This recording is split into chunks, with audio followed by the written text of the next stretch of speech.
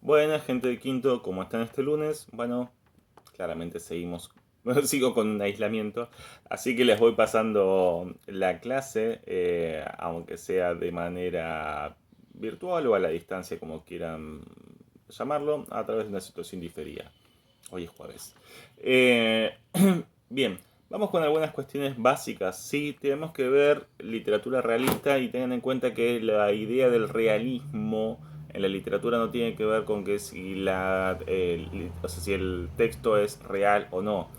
No estamos hablando de una situación de mímesis, o sea, de copia de la realidad, sino que tiene que ver con una situación estética sobre la función de la realidad, que es diferente. En todo caso, si tienen dudas, me lo preguntan por el Classroom y después lo desarrollo un poquito mejor. En primera instancia, hablamos de los tips o las características que encuentra el autor Philip Hammond, investigador principal de la literatura realista, sobre la construcción del realismo. Sí, empiezo por las características. Primera característica, perfil psicológico de los personajes.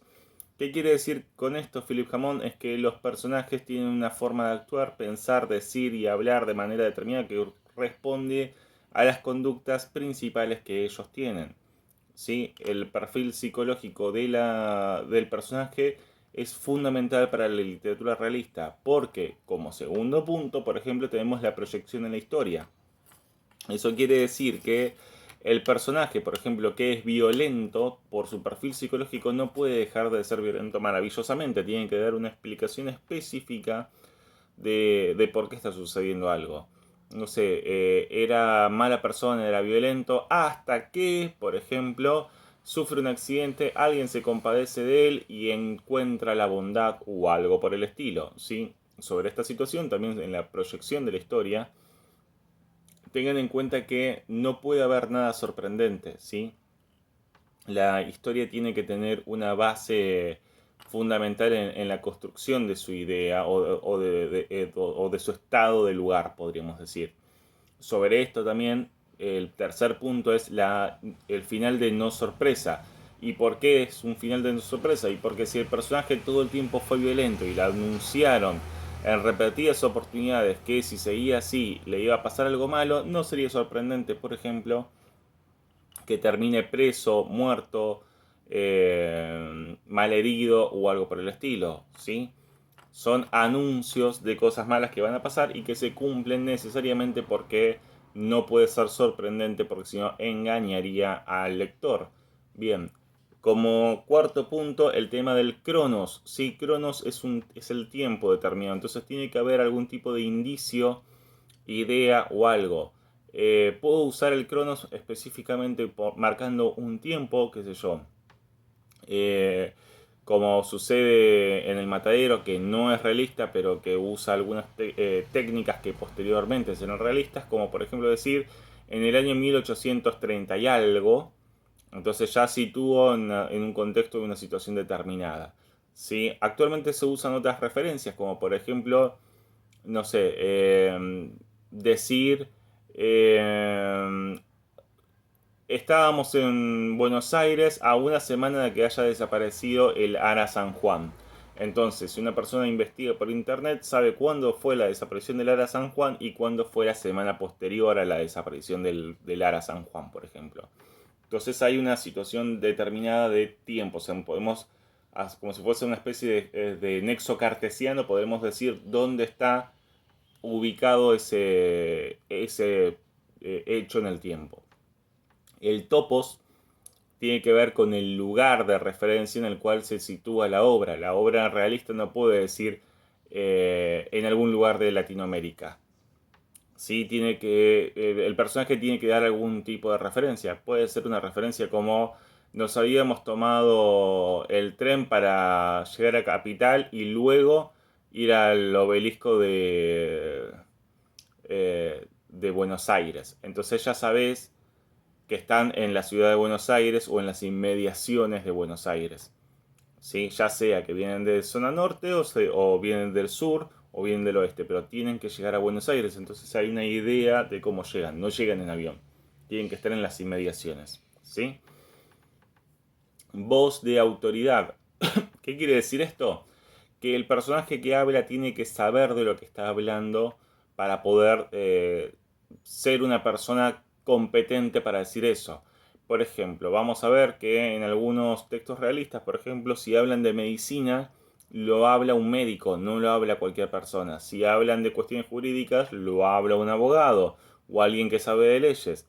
Incluso si hablan de situaciones criminales, los que hablan son criminales. ¿Sí? Cada personaje se tiene que especializar en su modo de conducta o el modo de ser. Registro. El punto 7 tiene que ver con la forma en la cual los personajes hablan puntualmente. Si, o sea, vamos a suponer con sus léxicos determinados. En el cuento Semos Malos, por ejemplo, aparece la palabra disque como si fuese un dice que. Lo que pasa es que para nosotros es un dice que o dicen que, se llama fonógrafo, pero están hablando de un campesino o alguien de clase muy baja en 1920 aproximadamente en Honduras. Entonces, disque es fológrafo, o sea, es como hablan ellos en ese momento histórico. Entonces, tenemos esas oscuridades, podríamos decir, en el texto, similar a las que estaban en el Martín Fierro cuando simulan la voz del gaucho. ¿Sí? La forma de adjetivación es otro punto. En la literatura realista, por ejemplo, hablamos de una forma de adjetivar que no es poética. Entonces, yo digo, por ejemplo, o sea, algo que van a ver en El abanico de Mila Pardo Bazán, o sea, el toro abrió al caballo como si fuese una sardina despanzurrada, ¿sí? Es un adjetivo horrible, pero es el adjetivo que está, ¿sí? Yo no tengo que imaginarme el color del mar, no tengo que imaginarme el color de las hojas en otoño, o o sea, los ojos de Lucía eran como de un amanecer de verano. No, esto es literalmente. ¿Y cómo es una sardina despanzurrada? Bueno, agarras una sardina, la partís al medio, bueno, así es una sardina despanzurrada. Es lo que es. El adjetivo realista se caracteriza por eso, o no adjetiva o adjetiva de esa manera. Por otro lado, es un estudio de caso, o sea, los que hacían literatura realista se consideraban superiores al resto eh, de los literatos, podríamos decir. Entonces ellos decían que hacían un estudio de caso en el cual, si bien no era una realidad, podría haberlo sido en alguna situación determinada. Entonces los ponían como si fuese un estudio de caso psicológico, filosófico, sociológico y demás. Eso es otro punto, ¿sí? Otro punto más, moraleja. Habitualmente las obras realistas, según Philip Hammond, terminan con una cierta moraleja o un principio social que uno debería tener en cuenta para prestarle atención. Otro punto, nombres. Los nombres no son aleatorios. ¿Sí? Esto es sencillo. Hay nombres que son genéricos, o sea, que en realidad que son constitutivos, como decir, si aparece un persona que se llama Franco o Máximo, significa que es Franco absolutamente sincero, real, y si es Máximo es lo más grande que hay en esa situación. ¿Sí? El tema, o sea, otro ejemplo, ¿sí? Perdón, sobre el tema de los nombres, otro ejemplo sería, por ejemplo, no puede haber un Xi Jinping en México en 1850, porque no había chinos con esos nombres. En todo caso, si alguien venía de China y llegaba a México, le pondrían, no sé, Arturo Pérez, ¿sí? El chino Pérez, pero no le iban a poner el nombre que él tenía, se le adaptaba el nombre a un uso fonético latinoamericano, europeo o lo que sea. ¿Sí? Se hace una reconvención del nombre. Bueno, estoy muy rápido porque se me va a acabar el tiempo y no lo voy a poder subir. Referencias, ¿sí? Sobre el tema del cronotopos, otro tema es que tiene que haber una referencia, por ejemplo, en el contexto social. cómo están vestidos, o sea, qué comen, cómo miran, qué cosas llevan, algo que sitúe en una situación tiempo-espacial, ¿sí?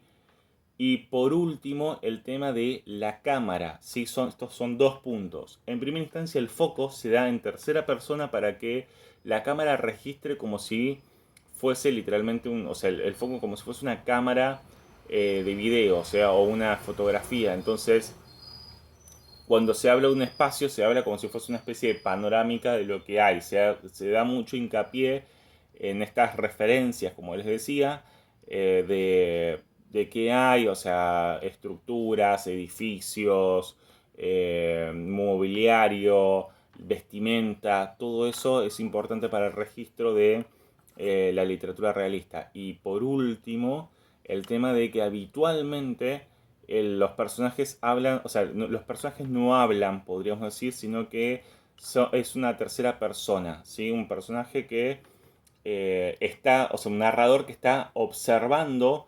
objetivamente la situación.